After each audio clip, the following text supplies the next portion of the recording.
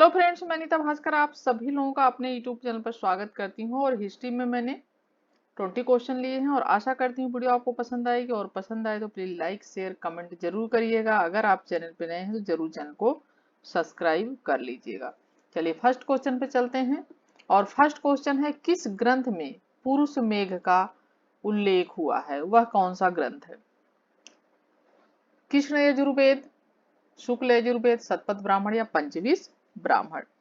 Right option क्या हो जाएगा? राइट ऑप्शन हो जाएगा इसका ऑप्शन सी, पुरुष मेघ का किसमें वर्णन हुआ है? शतपथ ब्राह्मण में।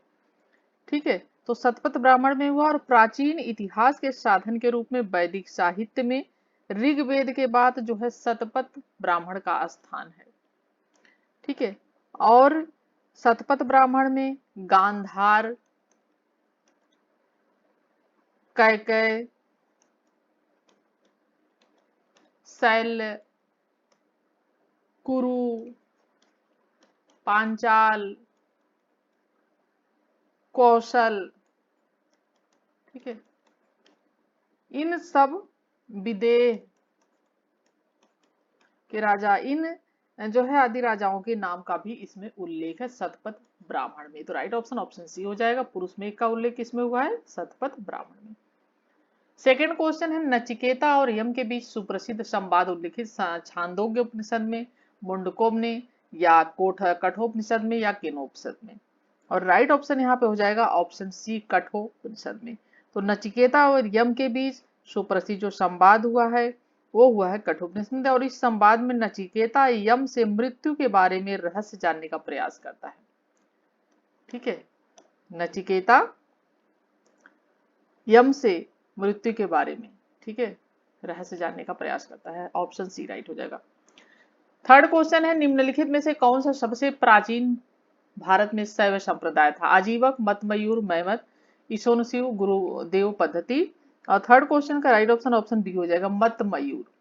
ठीक है, मतमयूर। चेदी वंश के अभिलेखों में शैव संप्रदाय के उपसंप्रदाय मतमयूर का उल्लेख है। किसमें? चेदी वंश, ठीक है, के जो अभिलेख हैं उसमें। तो राइट ऑप्शन ऑप्शन बी हो जाएगा। नेक्स्ट है, उपनिषदों के प्रति जवाहरलाल नेहरू की श्रद्धा थी, उनकी श्रद्धा नहीं थी, उनकी दृष्टि वैज्ञानिक थी, क्योंकि कारण है। और राइट ऑप्शन हो जाएगा ऑप्शन डी, क्योंकि ए गलत है। उनकी श्रद्धा थी, ठीक है, उनकी श्रद्धा थी ऐसा नहीं है, और उनकी दृष्टि वैज्ञानिक थी। तो राइट ऑप्शन हो जाएगा ऑप्शन डी। ठीक है, नेक्स्ट है, वह प्राचीन स्थल जहां 60,000 मुनियों की सभा में संपूर्ण महाभारत कथा का वाचन किया गया था, वह है अक्षत्र, हस्तिनापुर, काम्पिल्य, नैमिषारण्य? और राइट ऑप्शन जो इसका हो जाएगा ऑप्शन डी हो जाएगा, नैमिषारण्य।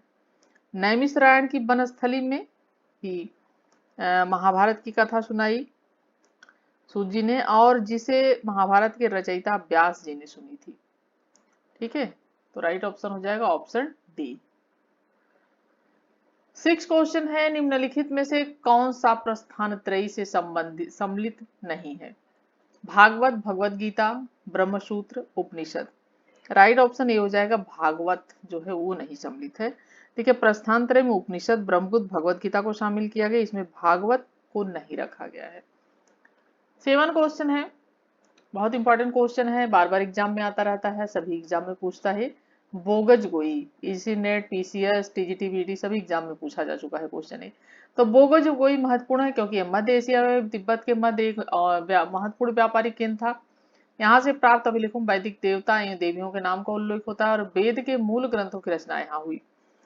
और राइट ऑप्शन हो जाएगा ऑप्शन बी, यहाँ से अभिलेखों में वैदिक देवता इंद्र, वरुण, नाशत, इन देवताओं के नाम का उल्लेख मिलता है।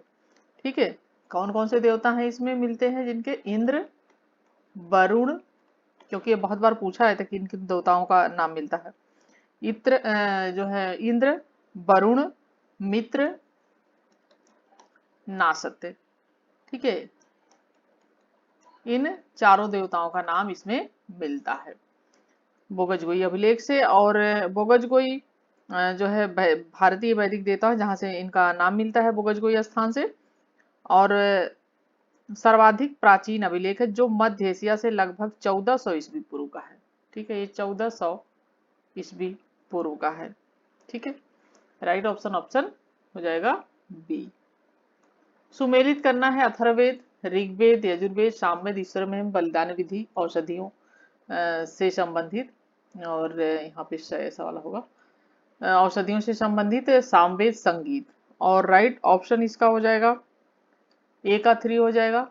अथर्ववेद औषधियों से संबंधित है, ऋग्वेद है ईश्वर महिमा है इसमें, यजुर्वेद है और ये है बलिदानी विधि, और सामवेद है संगीत।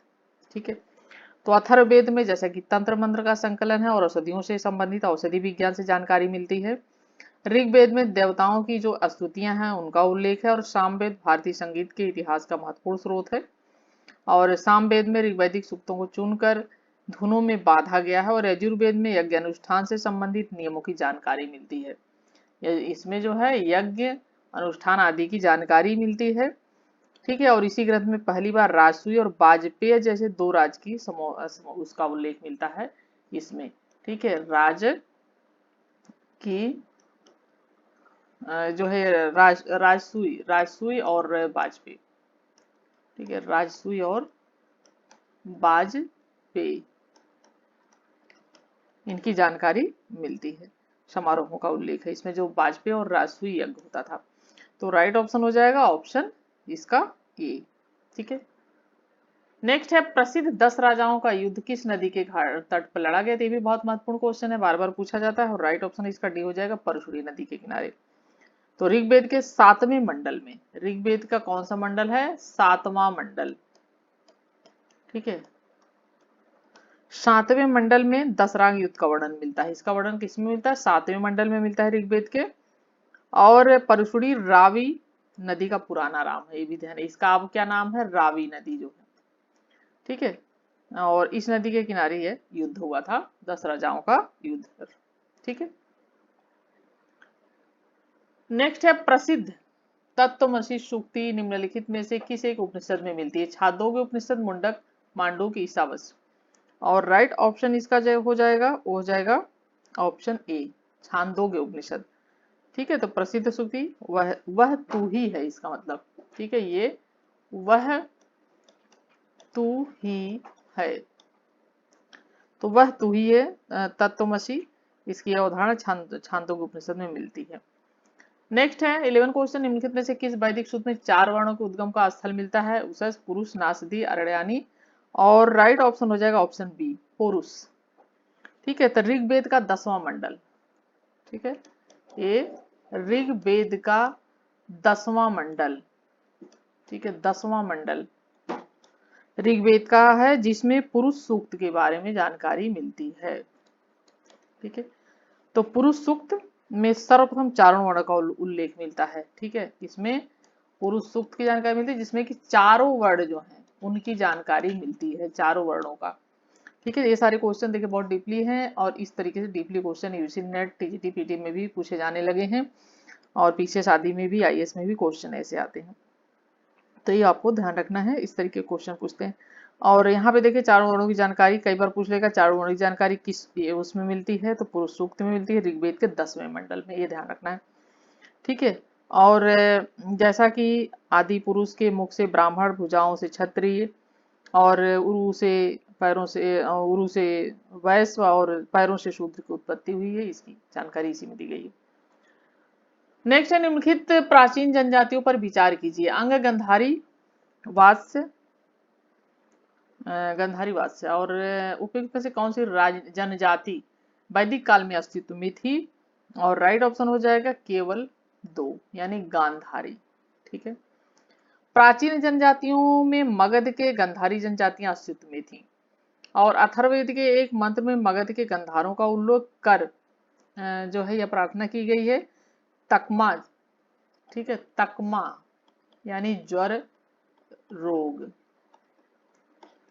ठीक है, इन क्षेत्रों में चला जाए, और ऐसा प्रतीत होता है कि प्राचीन युग में मगध और अंग सदृश प्राच्य जो है देश में ऐसी निम्न जातियों का निवास था, और इसी कारण तकमा इन देशों में चले जाने की प्रार्थना की गई थी। तकमा जो क्या था, एक ज्वर रोग था। ठीक है, इसे भी ध्यान रखेंगे, तकमा, क्योंकि कभी कभी ये भी पूछ सकते हैं ये क्या था। 13 क्वेश्चन है, उत्तर वैदिक काल में निम्नलिखित में से कौन सा अधिकारी करों का संग्राहक होता था? अच्छा बाघ, बागदूत, पालगल, संग्रहित्री। राइट ऑप्शन भी हो जाएगा भागदूत। यजुर्वेद की संहिताओं तथा ब्राह्मण ग्रंथों में कुछ पदाधिकारियों का नाम मिलता है जिसे क्या कहा जाता था? रत्निन कहा जाता था। ठीक है, इन्हें रत्निन कहा जाता था और ये राज परिषद के सदस्य थे और रत्नियां की सूची में राजा के संबंधी मंत्री, विभागाध्यक्ष, दरबारी गण आते थे और इनकी प्रथम श्रेणी में राजा की पटनारी और प्रिय रानी होती थी और पुरोहितों का नाम भी रत्नियों की सूची में शामिल था। और विभागाध्यक्ष में सेनानी, सेनापति, रथ का नायक, ग्रामीण, गांव का मुखिया जैसे होता, संग्रहिता जो होता था वो जो होता था कोषाध्यक्ष होता था और भागदूत जो होता था भागदूत। ठीक है, भागदूत होता था जो कि अर्थ मंत्री। ठीक है, ये अर्थ मंत्री यानी कर जो होता था उसका संग्राहक। ठीक है, कर जो होता था उसका संग्रह करता, जो करता था संग्रह, कर संग्रह करता था, इसमें इसकी जानकारी मिलती थी। ठीक है, और रत्नियों का प्रशासन में महत्वपूर्ण स्थान था और वाजपेयी यज्ञ के समय राजा स्वयं रत्नियों के द्वारा जाना जाता था और उन्हें रत्नबलि प्रदान करता था। 14 क्वेश्चन है, निम्न कथनों पर विचार कीजिए। न चुकाए गए ऋण के बदले में दासत्व की प्रथा वैदिक काल से लेकर बुद्ध के समय तक प्रचलन में नहीं थी और वैदिक काल में, दूसरी पॉइंट है, वैदिक काल में उच्च जातियों की स्त्रियों को पति की मृत्यु के उपरांत न तो संपत्ति धारण करने का अधिकार था, न ही पुनर्विवाह का अधिकार था।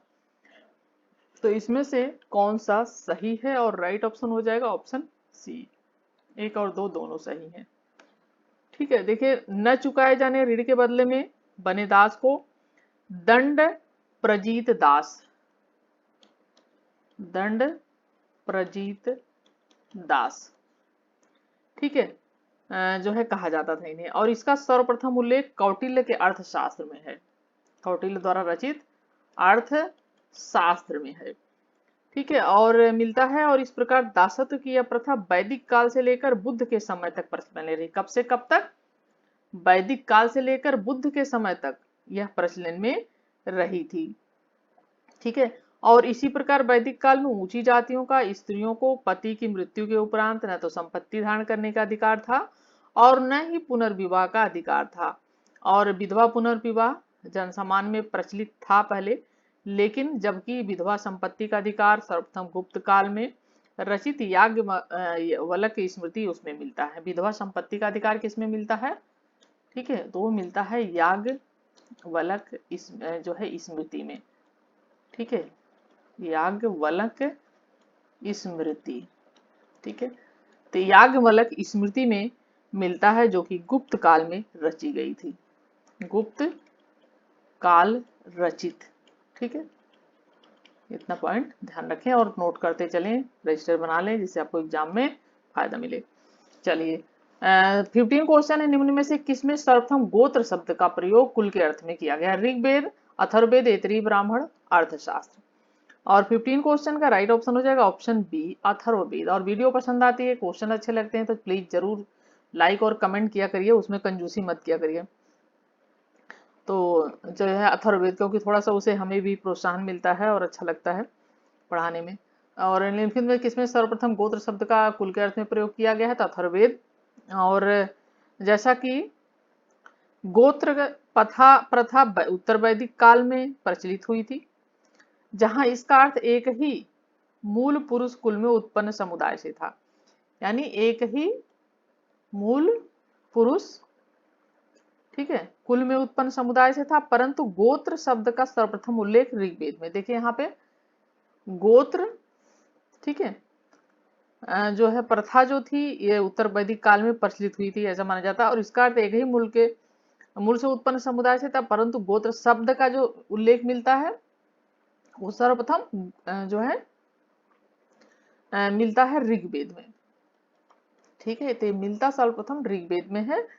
लेकिन अगर गोत्र प्रथा की बात की जाए, ठीक है, अगर प्रथा की बात की जाए तो प्रथा का उल्लेख किसमें मिलता है? वैदिक काल में मिलता है।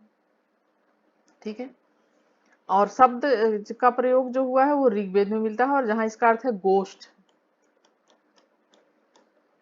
अर्थात वह स्थान जहां समूचे कुल का गोधन पाला जाता था, जबकि गोत्र प्रथा का उल्लेख अथर्ववेद में भी मिलता है। ठीक है, तो गोत्र प्रथा का उल्लेख जो है अथर्ववेद में मिलता है। तो इस तरीके से चलिए 16 क्वेश्चन है, प्राचीन भारतीय इतिहास के संदर्भ में पारिप्लव आख्यान क्या है? ग्रामीण वरिष्ठों द्वारा न्यायिक सभाओं में दिए गए अधिमत, वैवाहिक समारोह में पुजारी द्वारा दिया गया ससुर पाठ, राजा द्वारा अपनी प्रजा के लिए दिए गए जाने वाले कर आचरण के लिए निर्धारित व्यवस्था तथा विनिमय, बलियों के संदर्भ में किए जाने वाले आख्यान कथाओं के ससुर पाठ। और 16 क्वेश्चन का राइट ऑप्शन हो जाएगा ऑप्शन डी।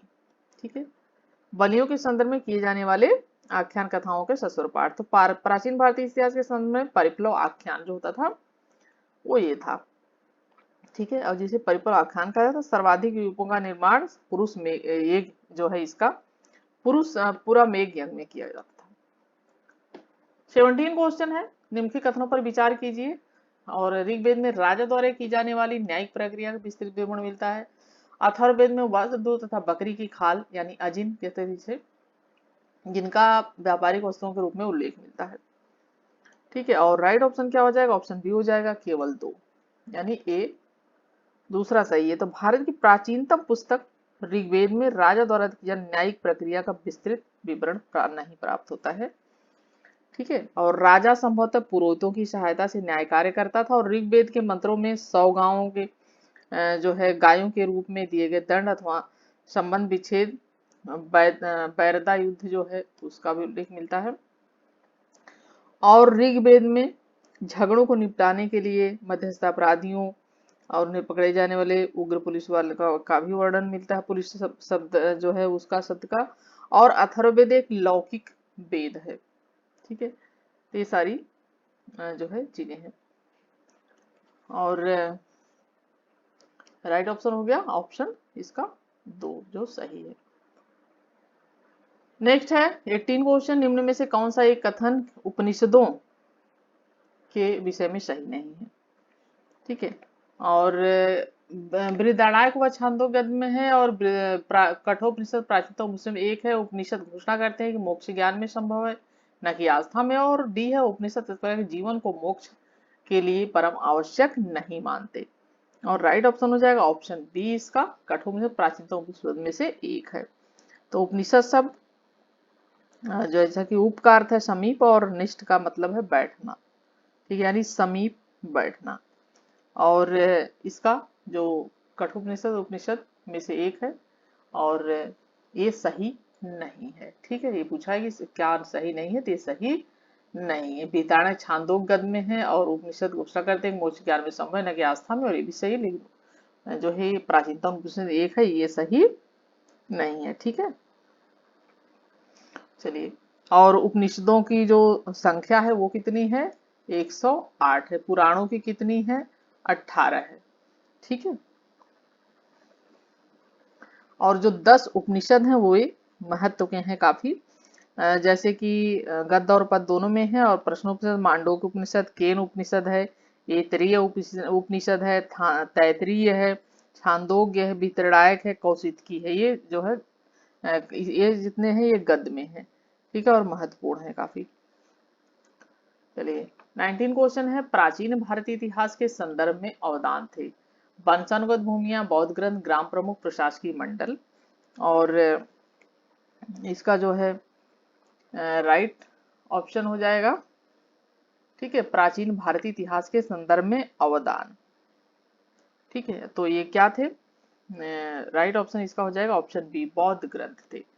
ठीक है, तो अवदान बौद्ध मिश्रित संस्कृत में लिखे गए ग्रंथ है, और इनका उद्देश्य लोगों में महायान बौद्ध धर्म की शिक्षाओं का प्रसार करना था। और महावस्तु और दिव्यावदान इस विधा के महत्वपूर्ण ग्रंथ थे, महावदान और दिव्यावदान, महावस्तु और दिव्यावदान। नेक्स्ट है, असुर पराजय और अमृत मंथन नाटक लिखे गए थे कालिदास, भरत मुनि द्वारा, या बाणभट्ट द्वारा, आर्यभट्ट द्वारा। और राइट ऑप्शन क्या हो जाएगा इसका? ऑप्शन बी हो जाएगा, भरत मुनि द्वारा लिखा गया था। ठीक है, और जो है ये राइट ऑप्शन इसका भरत मुनि हो जाएगा।